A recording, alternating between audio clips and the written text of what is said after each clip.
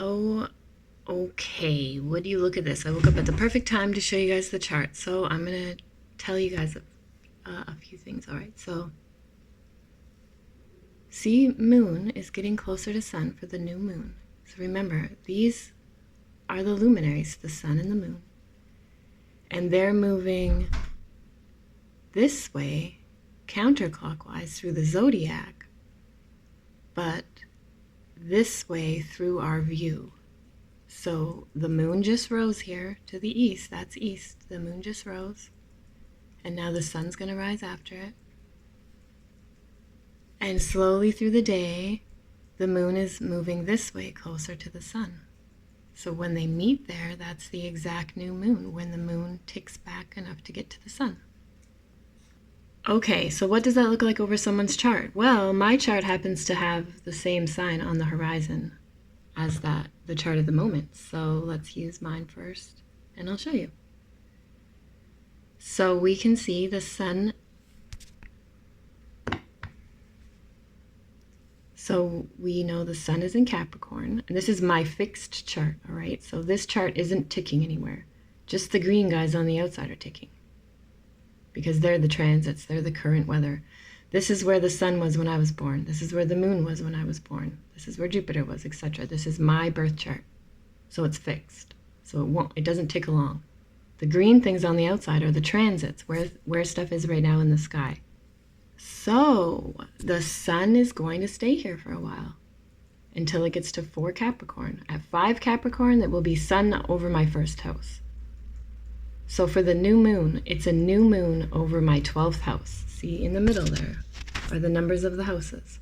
1, 2, 3, 4, 5, 6, 7, 8, 9, 10, 11, 12.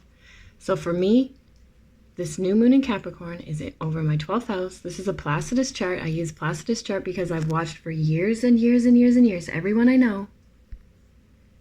And it fits perfectly. That's why I use it. It's not because some astrologer said to use it or anything else. It's because of my own personal experience. So we have this new moon. Every new moon is a start of a new moon in that house over our charts. So for me, this new moon, sometimes Capricorn new moon is over my first house because it's past 4 degrees. Sometimes it's over my 12th house, like now.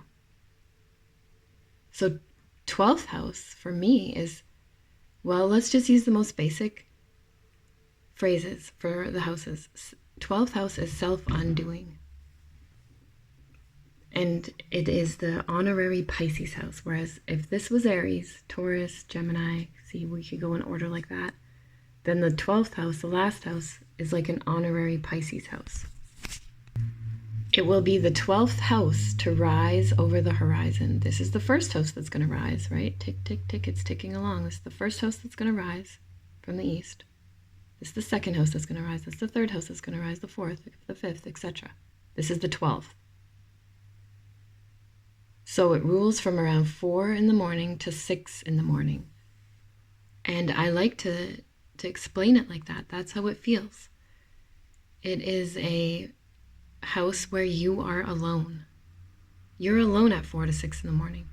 If you wake up laying in bed with anxiety, thinking about things at 4 to 6 in the morning, you're usually alone.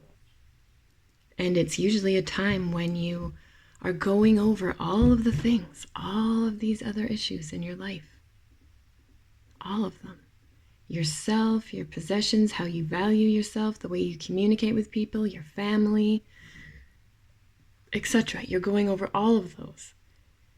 The same way the Pisces people do, you know? The Pisces people are born like this really old soul, and they're always watching everyone else like, hey, I know where that's going to go. I know where that's going to go. I know where that's going to go. For some reason, I know, and that's the same as 12th house. The 12th house people that are born with a bunch of stuff in 12th house, it kind of takes on more of a Pisces-like feel to it. So you could have the most Taurus-y person, but they have everything in 12th house. And what does it make? It makes them self-undo. And what does Pisces do all day long? Self-undoing. They can barely find a stable ground to stand on to be their own person because they are constantly muting, absorbing from others. Everything. The hurt, the joy, everything. So it's the reason it's self-undoing is because this is where you take apart yourself and realize that there's something in there. There's something more than your meat bag. There's something more than your mind that you're thinking. What are we? That's the things that start to come up. It starts to get really deep in the 12th house. So a Taurus party in the 12th house isn't going to be as good as taking care of the material realm as a Taurus down here. A Taurus in a cardinal spot, in a cardinal house, an angular house. On a fixed chart, these lines, these dark lines, they're cardinal angular lines. So that would be Aries, that would be Cancer, that would be Libra, that would be Capricorn, those dark lines. So they're also called angular houses because they're on the start of the angle there. So when you have stuff in one of those angular houses, it's a stronger spot to have it. It's an angular house on a cardinal starting spot. So it's got power. When you have stuff in the mutable houses, the cadent houses, they're weak. They're weak in outward power, but they're strong in inward power. In inward power, that's the kind of people, my family on my mom's side, they would joke and say like, oh, the God people, the people who just always are talking about spiritual and how everything relates back to God. Those people are really annoying. They don't get anything done in the real world. Material realm. That's what my mom's side of the family used to say. And then my dad's side of the family is this extra strict Protestant Christian, praise the Lord, evangelical, screaming, speaking in tongues Christians who would say the same thing about my heathen mom's side of the family, They spend too much time in the world and thinking about the worldly things instead of in this space, instead of in the undoing of all of the material plane. Okay, so that's where new moon is for me, as if I didn't already have enough Pisces power. Now I have. Now I got this new moon in my 12th. All right, let's look at other people. All right, Sarah. Sarah's new moon is going to be over 7th. 7th house, that's equal partnerships. And just keep it simple, equal partnerships in all regards. So when there's a new moon somewhere, so because it's a new moon, it's new beginnings, new territory. And it won't be a full moon here until 6 months, until over here. So it won't be a full moon in Capricorn with Capricorn and Cancer until 6 months, until it's the solstice again, the summer solstice. So this is starting a journey, a 6-month journey of starting something new in equal partner house. It doesn't have to mean you meet someone. It could just mean you're really going over all of that. What does it mean to have an equal partner? And how are we equal? What is equal? What am I looking for? What exactly do I want to be happy? What does a man need to do to be my equal? And, what chart has that for you? So it's some sort of journey for that, for you, for equal partners. Ariel. What the Ariel's is 3rd house. That's communications. That's communications in your close community.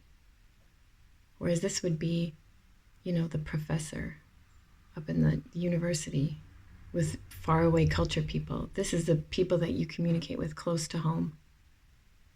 So some sort of new start in how you communicate to these others that are close to you. And a 6-month-long journey of that, right? Because the full moon of it will be up there in 9th. Well, it could be. It might be over here or over here. But we'll just for the sake of how long this lasts, I'm telling you guys, there's a new moon in Capricorn somewhere. And then in about 6 moons, there's going to be a full moon there. So it's like this is the start of the journey in your communications house. And in 6 months, you'll see the peak of it. All right, this is Max. Max is in fifth house. Max, fifth house is fun. It's the house of creativity and fun. It's like a stage that you're performing on for your family and your close friends, the people who get you. Because this is the house right beside home. This is your home. This rules your home. And this is the house right outside of your door, right outside of your home door. The third and the fifth. So the fifth is like when you're mature and you move out of home and you're showing off your own creativity. That's where the new moon is for you right now, at fifth house. So it's some sort of new beginning in your creativity, and how you come out and how you share to everyone is starting right now for this new moon. And what does it mean? I don't know. You really have to look around. I mean, I'm trying to make it simple so that you kind of maybe look around and say, oh, wow, weird. I was just thinking, about trashing everything and starting something over again. That's usually what the new moon feels like. No matter what house it's over, it has a feel of, okay, I'm done with this. I need to start this area of my life over. That's what the feeling is. And for you, Max, it's creativity. How you're coming out and sharing to everyone. And here's our Eric Doobie. Eric Doobie, seventh house as well, the same as Sarah. So that's at the equal partnership house. And also it can represent not just someone that you want to marry or whatever, somebody that you want to be in this marriage contract with and, promise that you'll be equal partners with them and all that sort of marriage stuff. But it also rules business partners, just people that you work with equally, people that you consider your equal. They're as smart as you, they're as strong as you, they know the same sort of things as you feel like you're on the same journey with them. They talk about the same kind of things as you, that sort of thing. You feel equal with the people. And that could mean when the new moon is there, it could mean you're meeting new people that you feel connected with equally, like they're equal to you, or you're cementing sort of like you might have been feeling people out and now you feel like you're equal with them, or you start a new business venture. Because it is Capricorn and it is the house of equal partners, which also means contracts that you would be willing to sign with somebody that has equal values as you. So it could mean a new business venture too when you have something over seventh, not just a new love interest, a new equal partner as in a mate, but somebody that you have equal interests with. Could be starting a new thing there, a new project. Mikey, where is it? New moon for you. Mikey, new moon for you is fifth house too, same as Max. So it's something to do with your creativity, how you're coming out with your creativity. And new ideas, so new projects starting, new ideas, new ways of expressing yourself, new ways of coming out and showing off to everyone that you feel safe around. This is the house that, if the house of public reputation where the public sees you is up here, but this is the house, fifth house is where the people who are close to you see. So the people that are paying attention see. And yeah, that could be, also it could be starting some sort of new business because it's Capricorn. So business is always going to be on the mind of Capricorn new moon, a business venture. But it could be just starting a new fake business. Just if you think about life like you're starting a business, like you're starting a business entertaining yourself. You're starting a business being creative with yourself. You might not have to sell anything, but it's just new creative sparks are being started there in the house of creativity. So the house of where you come out, what you're going to build with that creativity.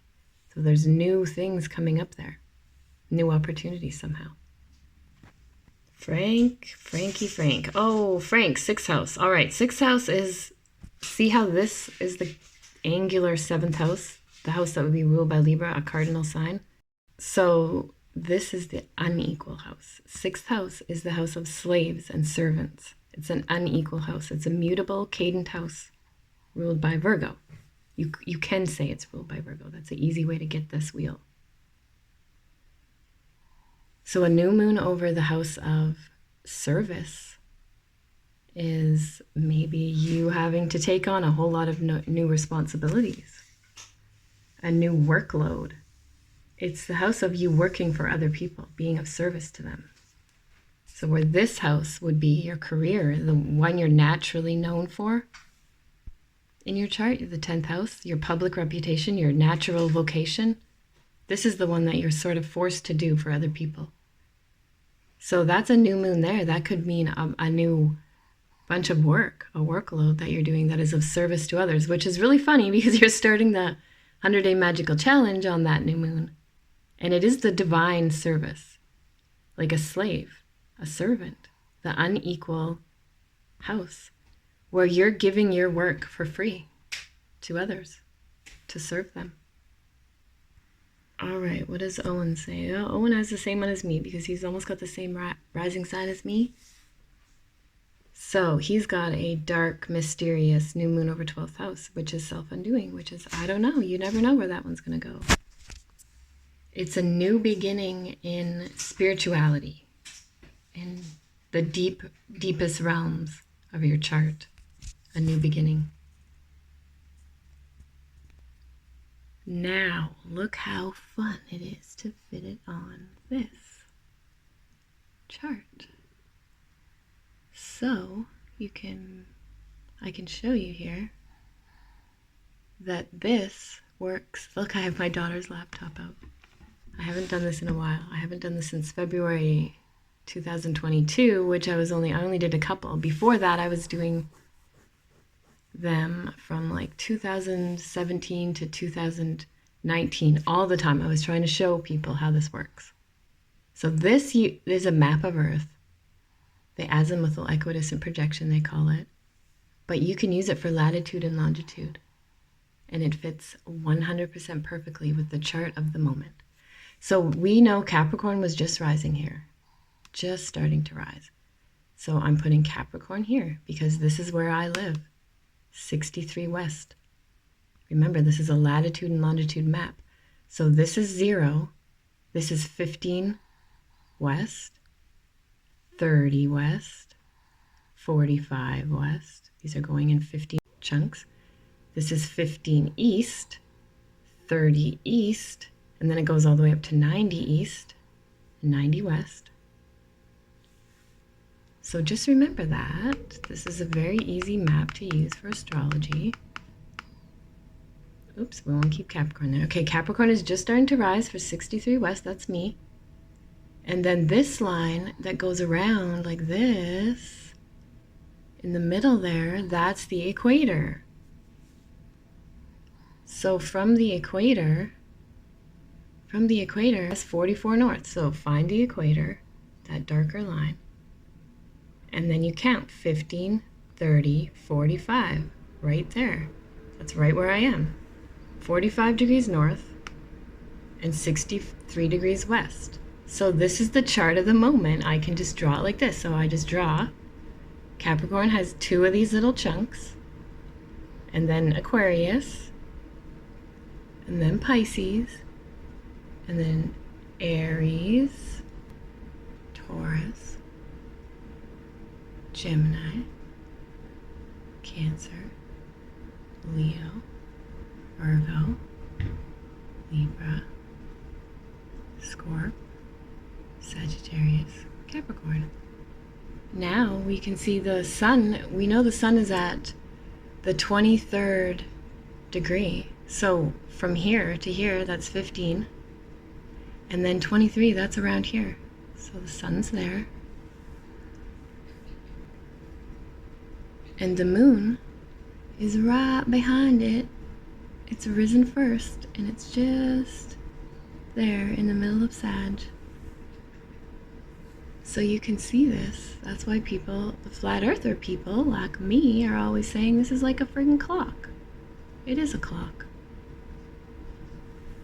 There you go, there's your clock. Although it's not very tidy, that's okay.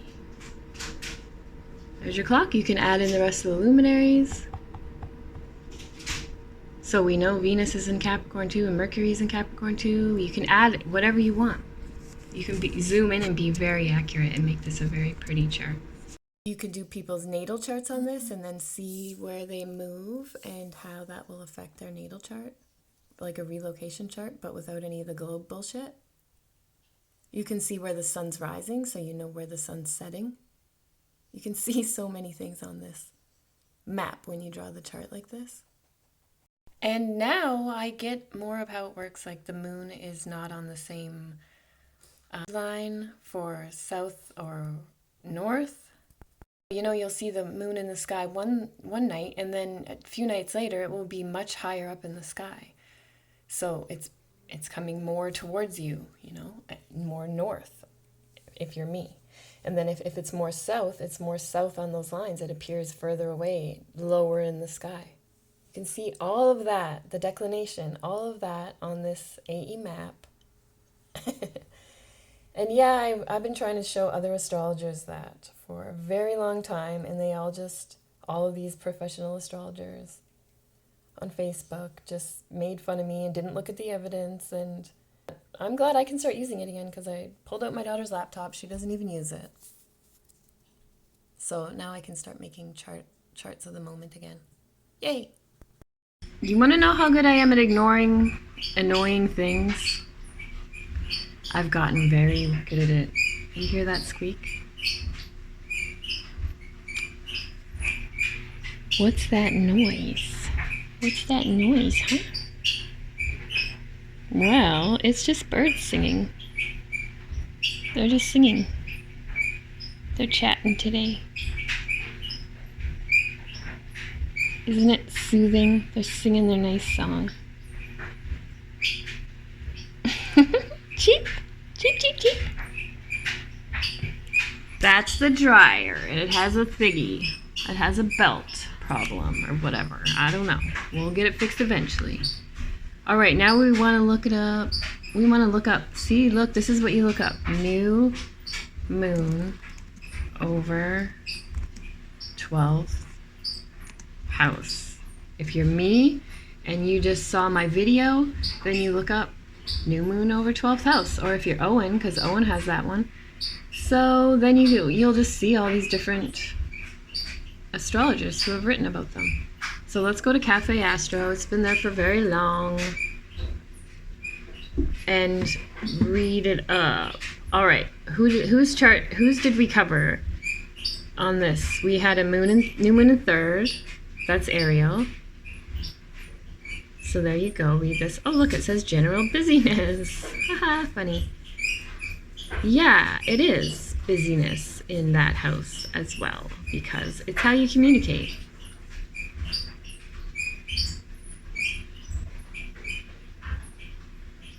The mercurial spot. All right, now 5th house. Creative self-expressions. This one was, 5th house was Mikey and Max. So pause it and read this if you want. And then 6th house, that's Frank.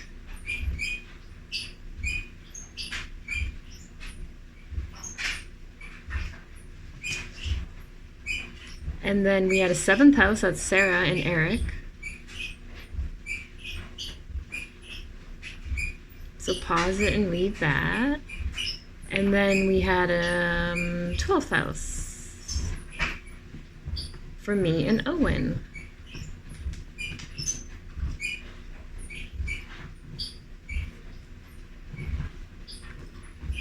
Fun, fun. Did I miss anyone? I don't think so. I mean, there's other people who listen, but I just wanted to add a few in here. And if I didn't say your name and I have your chart, then leave me a message and I will, or email me and I'll tell you what house it's in.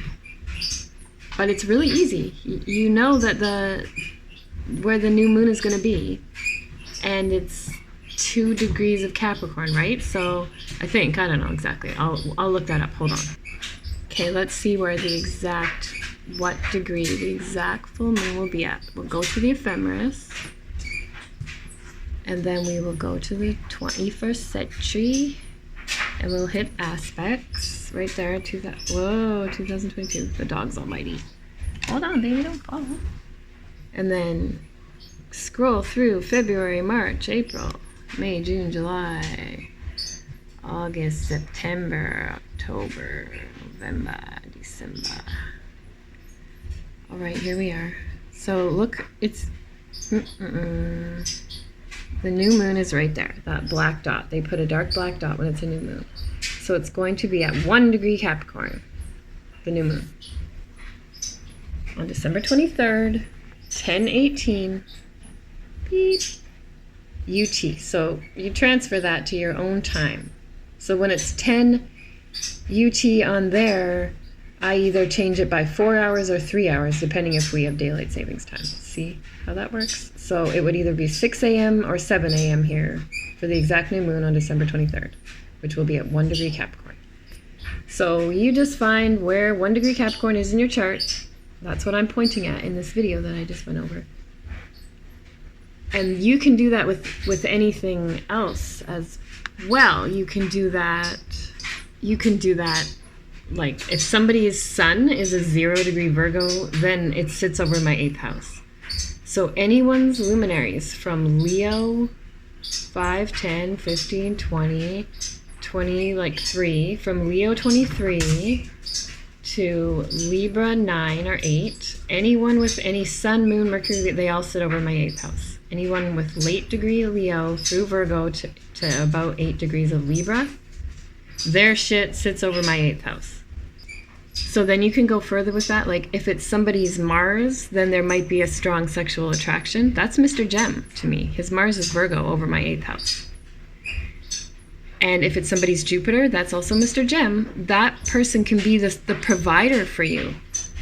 If you are born with Jupiter in the 8th house of your natal, that could mean you get family money. You have a trust fund. You have somebody taking care of you.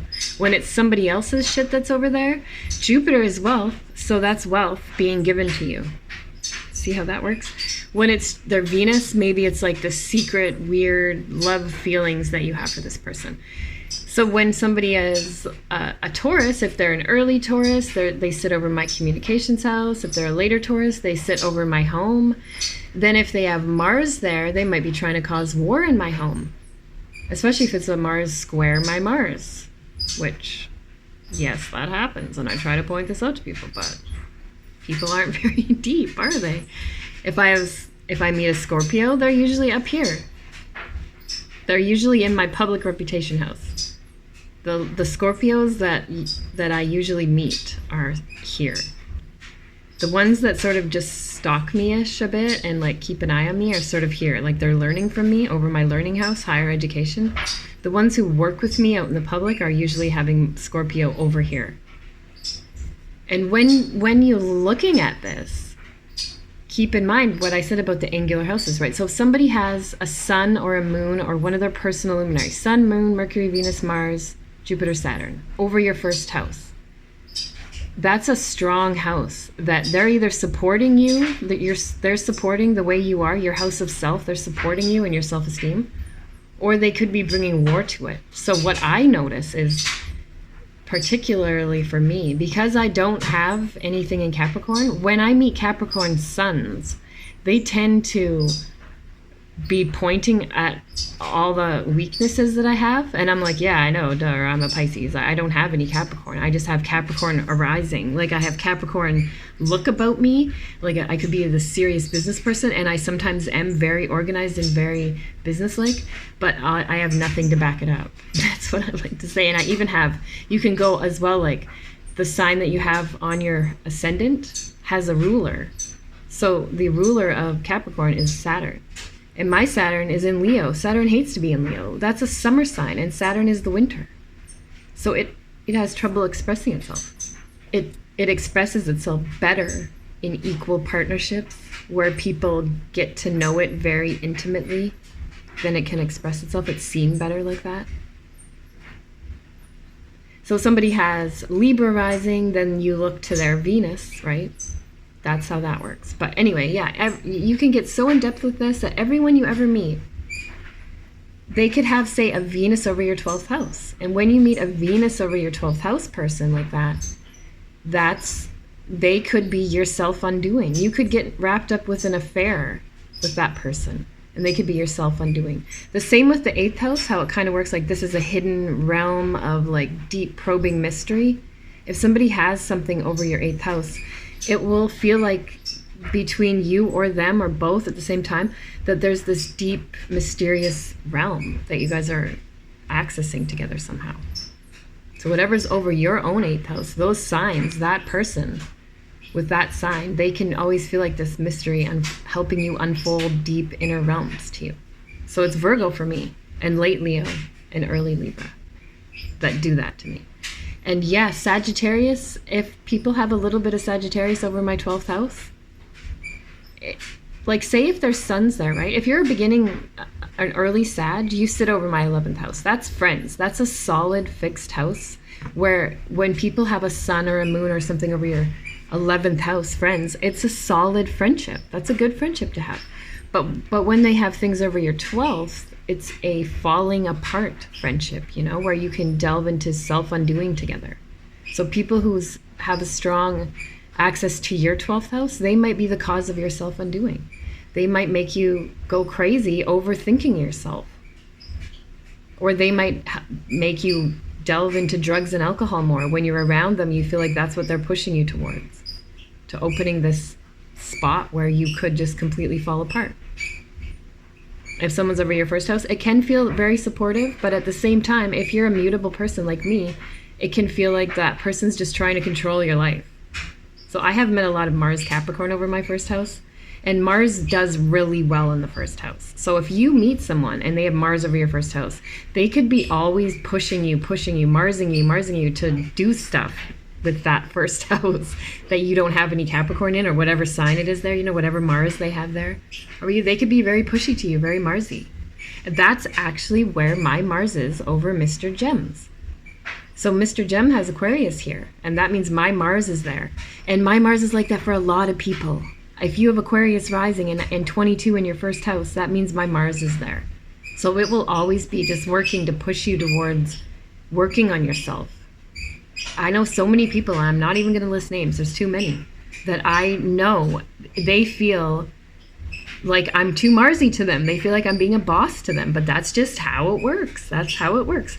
So that's why I'm encouraging people, if you feel like somebody is bossing you around and you don't want, and it could be that. And what do you do with that guy? You leave it alone. You know, you just have to understand that's nature and that's how it works.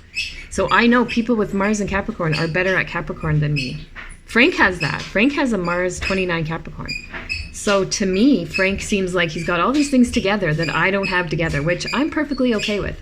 I understand how it works. I understand that's how people can feel around someone else. And Mars does amazing there. So Frank, when I listen to Frank, he's always giving me these tips, you know, on how to be more organized, how to work myself better and stay just in control of myself more. That's the kind of vibe that Frank gives off to me.